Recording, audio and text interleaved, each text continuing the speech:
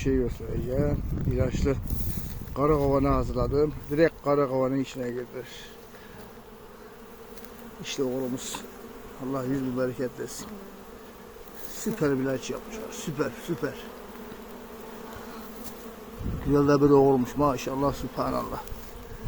Yere bakayım. Hayırlı olsun bize.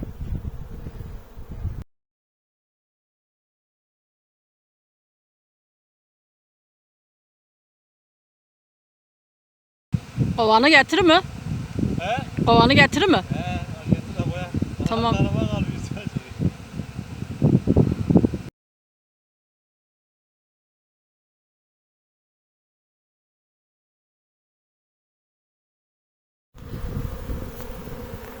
Maşallah, subhanallah. Maşallah, subhanallah.